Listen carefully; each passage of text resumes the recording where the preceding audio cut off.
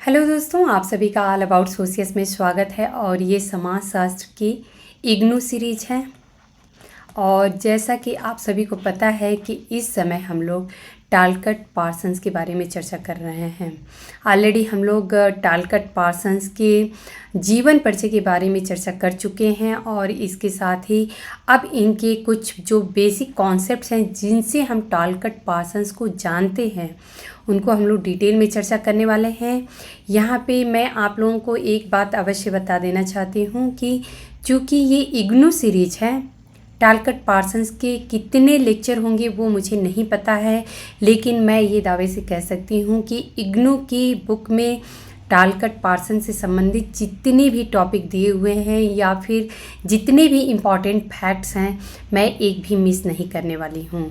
तो हो सकता है कि आप लोगों को लेक्चर जो हैं कई सीरीज़ में मिलें, लेकिन आपको टालकट पार्सन से संबंधित जो कंप्लीट एक इग्नू सीरीज़ का जो मैटर है या मटेरियल है वह आप लोगों को ज़रूर मिलेगा। तो चलिए हम लोग प्रारंभ करते हैं। यहाँ पे आप लोगों को आज जो हम लोग कॉन्सेप्ट पे चर्चा करने वाले हैं वो है सामाजिक प्रणाली की अवधारणा। सामाजिक प्रणाली अर्थात सोशल सिस्टम। आप लोगों को पता है कि सोशल सिस्टम पे जो हम इनको दो ही नामों से जानते ही हैं, एक सोशल सिस्टम है और एक सोशल एक्शन है। आखिर में ये क्या है, कैसे एक दूसरे से कोरिलेट हैं, इनका जो प्रकार्यात्मक सिद्धांत है वो क्या है, एक एक करके हम लोग उसको बहुत ही डिटेल में समझेंगे। तो सबसे पहले अगर सामाजिक प्रणाली की बात करें कि आखिर में सामाजिक प्रणाली अर्थात सोशल सिस्टम क्या होता है, तो पहले हम लोग इसकी डेफिनेशन को समझ लेते हैं। सामाजिक प्रणाली उस प्रणाली को कहते हैं जिसमें व्यक्तियों की बहुलता होती है, अर्थात बहुत सारे व्यक्ति एक साथ हमें देखने को मिले और वे एक दूसरे के साथ प्रत्यक्ष या अप्रत्यक्ष रूप से अंतःक्रिया के द्वारा एक सीमित परिस्थिति से जुड़े होते हैं या सीमित परिस्थिति में जुड़े होते हैं। ये अंतःक्रिया है, आप लोग ध्यान रखिएगा। अंतःक्रिया यह संभव है कि उनके बीच क्षेत्रीय सीमाएं हो सकती हैं। जैसे कि हम भारत में देखें तो कोई यहाँ से नागालैंड में है, कोई कर्नाटक में है, कोई जम्मू कश्मीर में है, तो क्षेत्रीय सीमाएं हो सकती हैं। लेकिन मुख्य बात यह है कि वे समाजशास्त्रीय दृष्टि से किसी परस्पर संबद्ध सामान्य लक्ष्य की ओर उन्मुख होते हैं, अर्थात उनका लक्ष्य जो होता है, उनके जो डेली रूटीन का कार्य व्यवहार है उसका जो लक्ष्य होता है वो एक सामान्य होता है।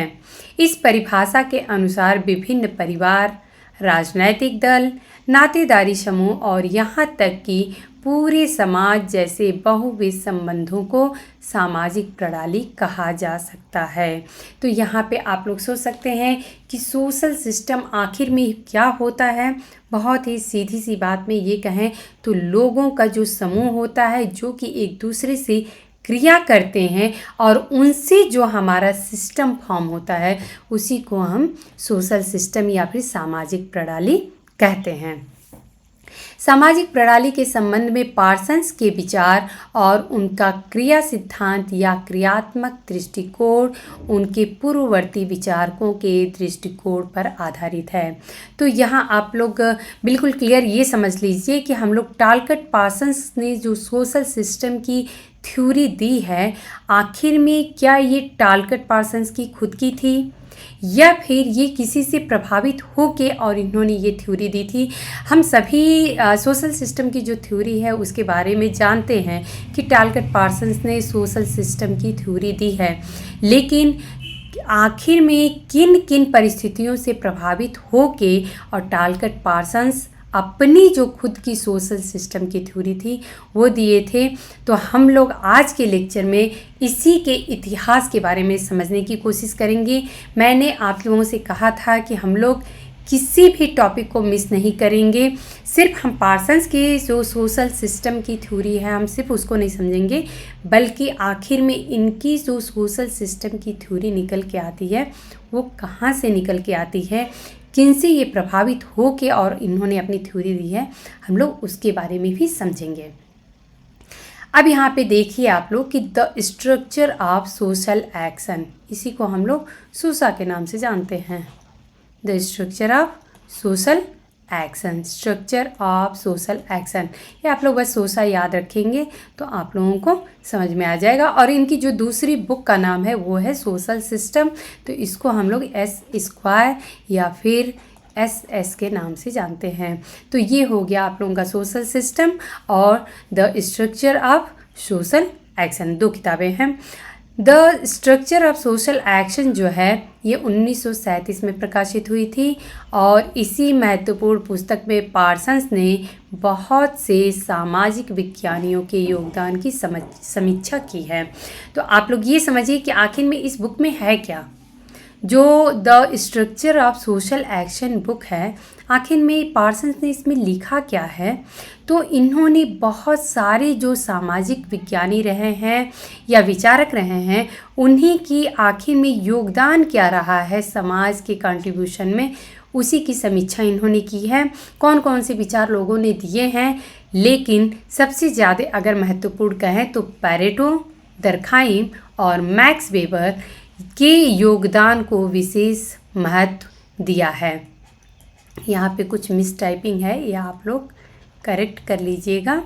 तो सॉरी, जब इनका जीवन परिचय हम लोग समझ रहे थे तो ये बात बिल्कुल क्लियर मैंने बताया था कि ये मैक्स वेबर इनके जो बौद्धिक गुरु माने जाते हैं, ये इनसे काफ़ी ज़्यादा प्रभावित हुए थे। तो आप लोग यहाँ देख सकते हैं कि जो ये बुक है the structure of social action, इसमें बहुत सारे सामाजिक विज्ञानियों के इन्होंने विचारों की समीक्षा की है, लेकिन सबसे ज़्यादा अगर इम्पोर्टेंस की बात करें तो वहाँ पे आते हैं पैरेटो, दर्खाइम और मैक्स वेबर। सॉरी, उनकी यह धारणा थी कि जिन पुस्तकों की उन्होंने समीक्षा की है उनके पीछे क्रियात्मक सिद्धांत का विचार सीधे या छिपे हुए रूप में विद्यमान है। तो इन्होंने जब मैक्स वेबर को पढ़ा था, दर्खाइम को पढ़ा, पैरेटो को पढ़ा, अन्य सामाजिक विज्ञानियों को पढ़ा था, तो इन्होंने ये देखा था कि जो एक क्रियात्मक पक्ष हम देखें, अगर हम ये देखें कि क्रियात्मक पक्ष, समाज का जो है क्रियात्मक पक्ष, वो डायरेक्ट या इनडायरेक्ट रूप से, सीधे या छुपे हुए कहीं ना कहीं उनके विचारों में विद्यमान थी। जहाँ तक मैक्स वेबर का संबंध है, पार्सन्स ने पाया कि उनके अध्ययन में क्रियात्मक सिद्धांत का प्रतिपादन स्पष्ट रूप से हुआ है। यहाँ पे आप लोगों को एक बात और मैं बता दूं कि जो मैक्स वेबर थे, उन्होंने कहा था कि जो भी क्रियाकलाप है या अर्थव्यवस्था की बात उन्होंने की थी कि वो प्रोटेस्टेंट जो रिलीजन है उससे बहुत ज़्यादा इफ़ेक्टिव हुआ था, लेकिन उन्होंने ये नहीं कहा था कि जो हमारी अर्थव्यवस्था प्रभावित होती है वो सिर्फ और सिर्फ एकमात्र प्रोटेस्टेंट रिलीजन के कारण ही प्रभावित हुई थी। तो यहाँ पे ये बात आप लोग ज़रूर ध्यान रखिएगा। अब यहाँ पे हम लोग ये समझेंगे कि ऐसे कौन कौन से दृष्टिकोण थे जिसको पार्सन्स ने बहुत ही डिटेल में समझा था और फिर उसमें क्या अच्छाइयाँ थी, क्या कमियाँ थी, उसको सोचते समझते हुए फिर उन्होंने अपनी जो है सोशल सिस्टम की थ्योरी दी थी।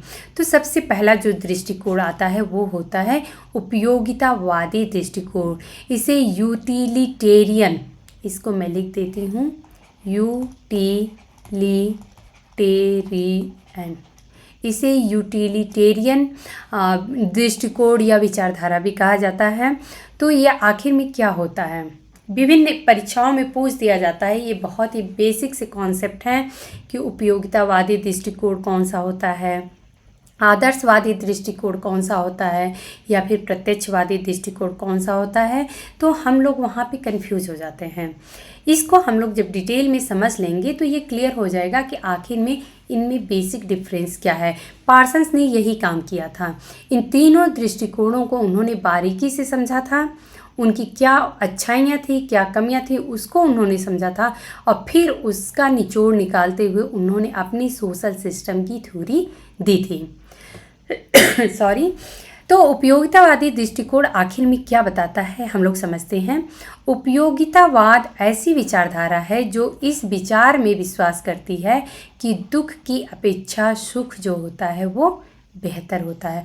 अर्थात वो उपयोगिता की बात करती है कि हम किस प्रकार से किसी भी सिचुएशन को या किसी भी परिस्थिति को हम उपयोग में ला सकते हैं। तो वो दुख को बुरा मानते हैं, कहते हैं दुख क्यों चाहिए, हमें अगर कुछ करना है तो सुख के लिए करें। तो वो दुख की अपेक्षा सुख को बेहतर मानते हैं। यहाँ पे एक दार्शनिक दृष्टिकोण यह माना जाता है जिसे सामान्यतः जेरेमी बेंथम के नाम से जोड़ा जाता है। तो यहाँ पे आप लोग ये फैक्ट्स मिल रहा है, समझ सकते हैं कि उपयोगितावादी दृष्टिकोण के जो जनक हैं वो कौन थे। तो ये हैं जेरेमी बेंथम। इनका जीवन काल मैंने यहाँ पे मेंशन किया है, 1748 से 1832 रहा है। इस दृष्टिकोण के अनुसार ज़्यादातर लोगों के लिए उपयोगिता सबसे अधिक सुखदायक चीज़ है।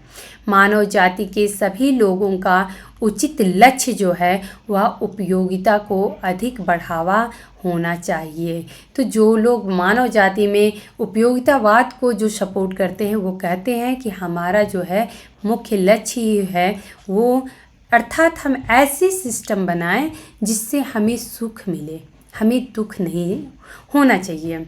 बेंथम का विश्वास था कि अच्छी अभिप्रेरणाएं जो होती हैं तभी ठीक हैं यदि वे एक दूसरे के हितों के साथ सामंजस्य स्थापित करें।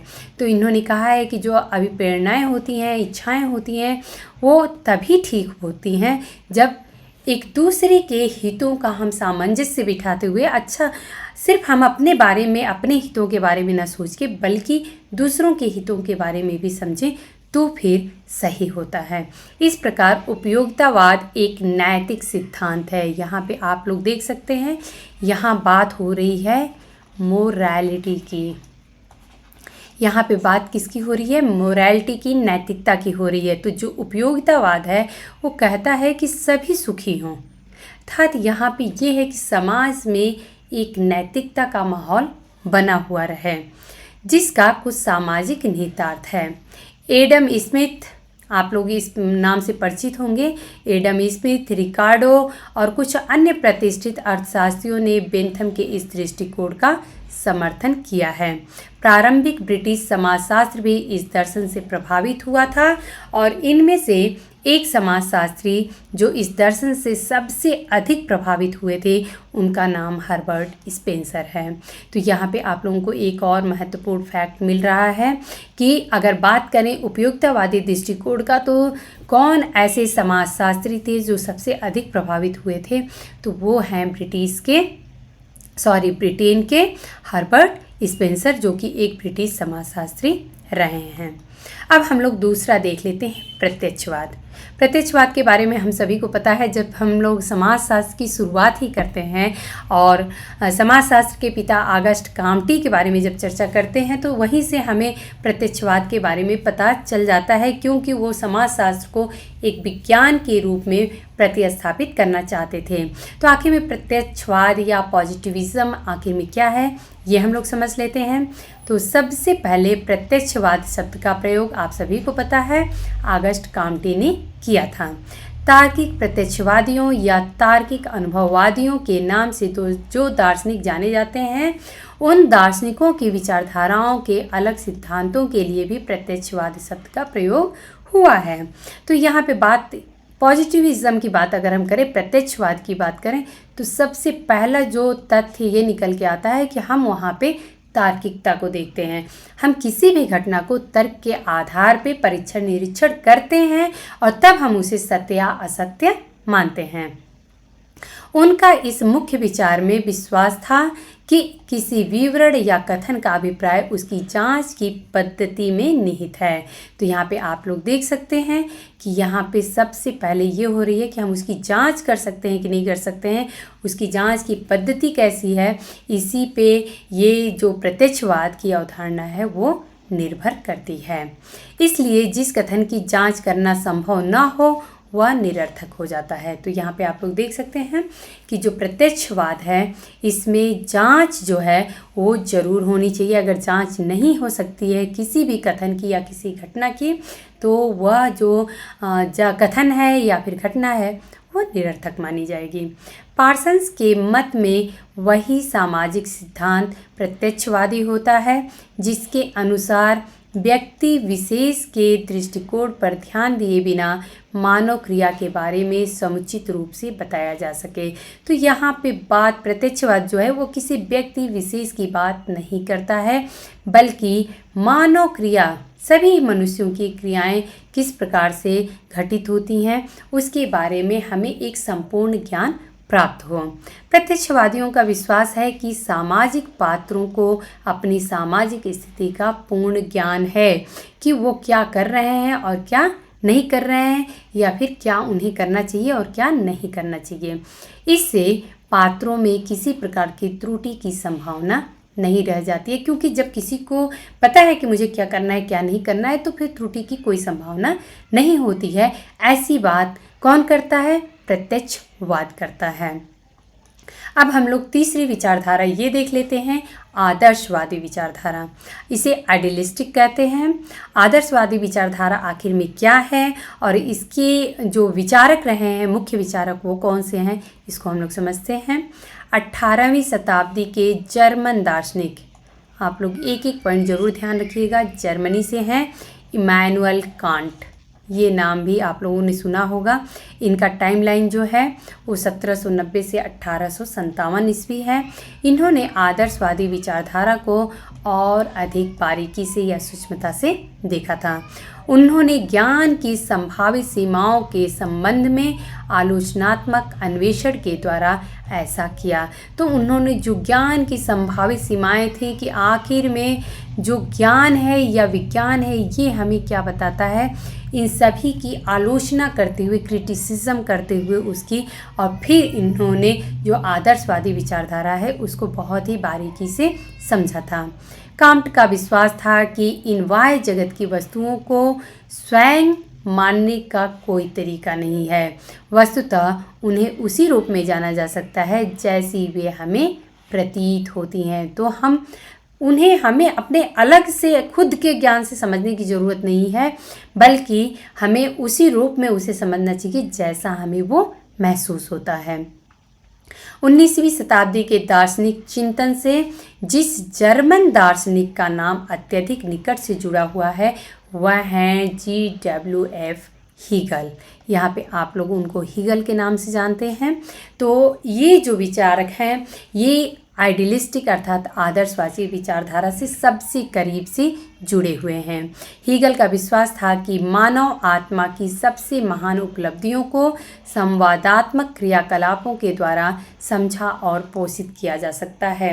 यहाँ पे हीगल की जब बात चल रही है, आप लोग जब कार्ल मार्क्स के इग्नू सीरीज़ में आप लोगों ने हीगल के, मैंने बताया है आदर्शवादी जो विचारधारा है कि हीगल ने आखिर में क्या कहा था।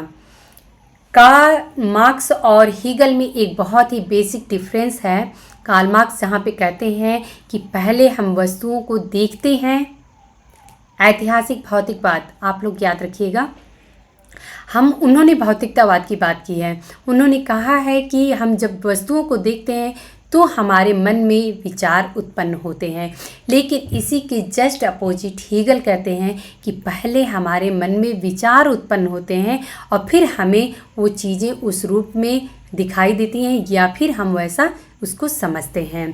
तो इन्होंने कहा था, हीगल ने, कि किसी भी तथ्य पे हम जो आप लोग थेसिस, एंटीथेसिस और सिंथेसिस की जो वाद, संवाद और प्रतिवाद की जो अवधारणा है उसको आप लोग जानते हैं। इग्नू सीरीज़ में मैंने इसे बहुत ही डिटेल में समझाया है कार्ल मार्क्स के लेक्चर में। अगर आप लोगों को कोई कन्फ्यूज़न हो तो आप लोग ज़रूर समझिएगा, उसको मैंने बाकायदा पूरा इमेज के साथ मैंने समझाया है कि आखिर में थेसिस, एंटीथेसिस और सिंथेसिस क्या होता है, या फिर वाद, प्रतिवाद और संवाद क्या होता है। तो इन्होंने यहाँ पे मैं थोड़ा सा बस हिंट समझा देती हूँ कि इन्होंने कहा है कि पहले कोई वाद है, अर्थात कोई बात है किसी भी बात को हमने एक वाद मान लिया, इस पे हम तर्क वितर्क जब तक नहीं करेंगे तब तक इसका प्रतिवाद नहीं निकल के आएगा। अर्थात होता है ना कि जैसे मान लीजिए कि किसी भी एक टॉपिक के हमें कोई निष्कर्ष निकालना है, या बहुत ही बेसिक सी बात है कि कक्षाओं में आप लोग देखेंगे, छोटी कक्षाओं में बच्चों से डिबेट कराया जाता है, बोला जाता है कि आप लोग किसी भी एक टॉपिक को लेके उसके पक्ष में या विपक्ष में आप लोग बोलेंगे, तो इसी तरीके से ये बात फिर तय होगी कि आखिर में सही में कौन सा पक्ष ज़्यादा सही है। तो बात यही है कि किसी एक बात के लिए अगर हम उस पर तर्क वितर्क हो रहा है, पहले वाद है, वाद से प्रतिवाद निकलता है, जब हम उसके विपक्ष में बात करते हैं तो प्रतिवाद निकलता है, और इन दोनों से जो एक अच्छा सा निष्कर्ष निकले इसी को हम संवाद कहते हैं।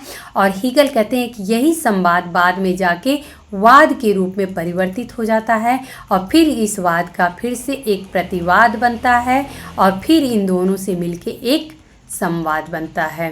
फिर अगेन यही चीज़ रिपीट होती है कि ये संवाद कुछ समय बाद वाद बन जाता है, और फिर प्रतिवाद उसका एक निकल के आता है, और फिर उसका एक बेहतर जो सलूशन होता है वो संवाद होता है। तो उम्मीद है कि आप लोगों को ये क्लियर हो चुका होगा। अगर नहीं क्लियर है तो आप लोग इग्नू सीरीज़ की कार्ल मार्क्स के लेक्चर आप लोग ज़रूर सुनिए। उसमें आप लोगों को वाद प्रतिवाद संवाद की अवधारणा या फिर हीगल की आदर्शवादी जो अवधारणा रही है वो क्या है, मैंने बहुत ही डिटेल में एक एक पॉइंट को एक्सप्लेन करके समझाया है।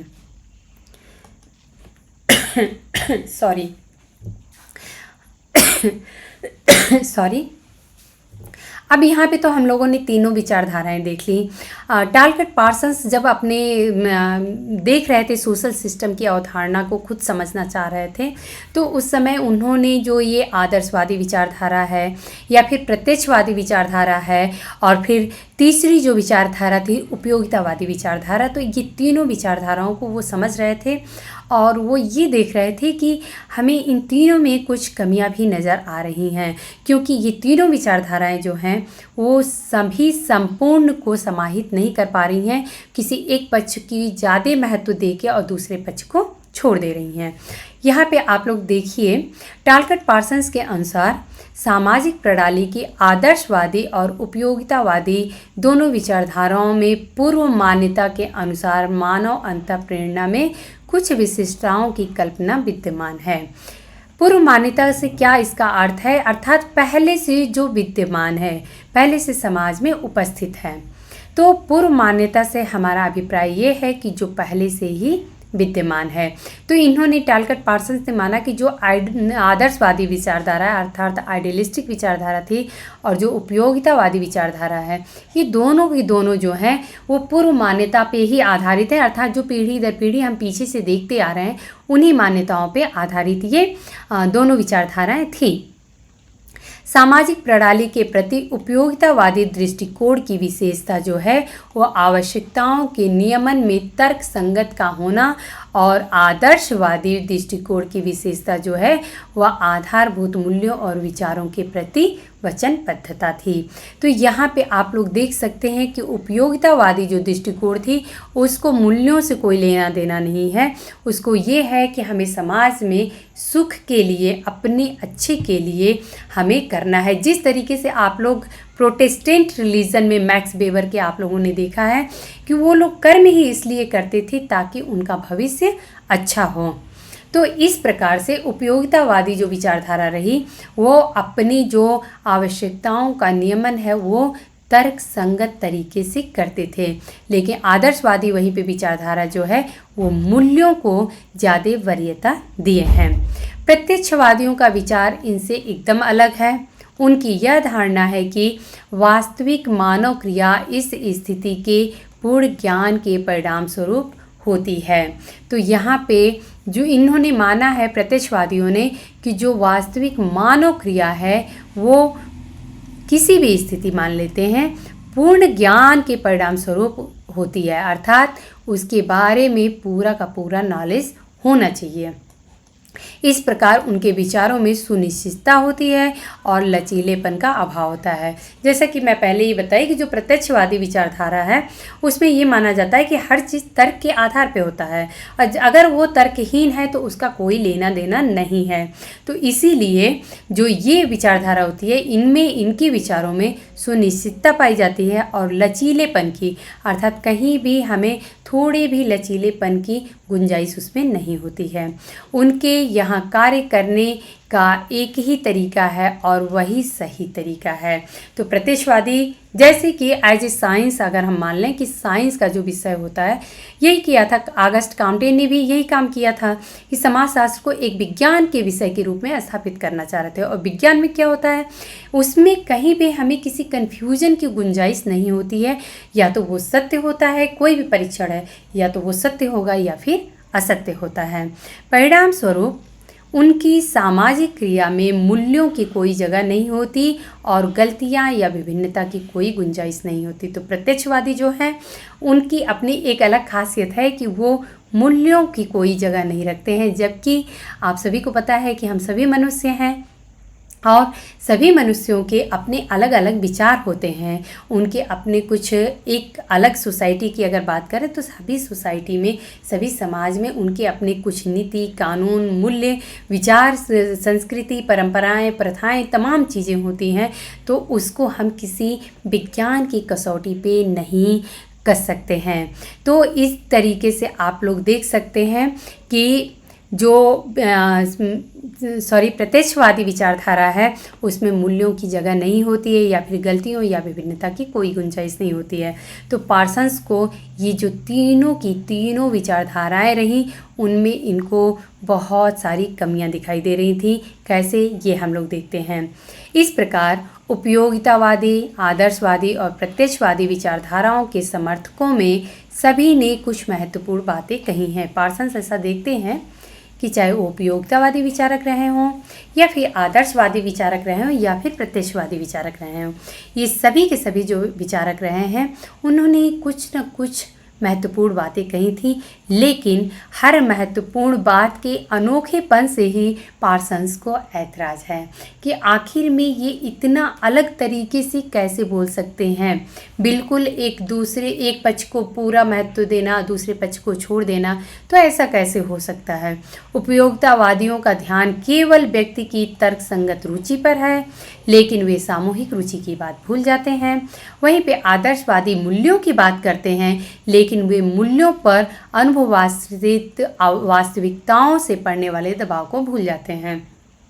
तो जो आदर्शवादी होते हैं वो मूल्यों की बात करते हैं, लेकिन मूल्यों के अनुभवों पे आधारित अगर हम वास्तविकताओं की बात करें तो फिर उससे भी बहुत सारे समाज में इफेक्ट पड़ते हैं, उसको वो नहीं ध्यान देते हैं।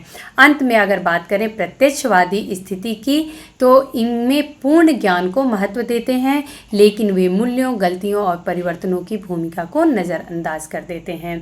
तो इस प्रकार से आप लोग देख सकते हैं कि ये टालकट पार्सन्स ने जो अपनी सोशल सिस्टम की थ्योरी दी थी उसके पहले आखिर में इन्होंने किन किन विचारकों को या फिर किन किन विचारधाराओं का अध्ययन किया था और उनकी कमियों को निकालते हुए इन्होंने अपनी खुद की क्रियात्मक सिद्धांत या ये बोले कि सोशल सिस्टम का जो कॉन्सेप्ट है या फिर सामाजिक प्रणाली का जो सिद्धांत है वो उन्होंने दिया था।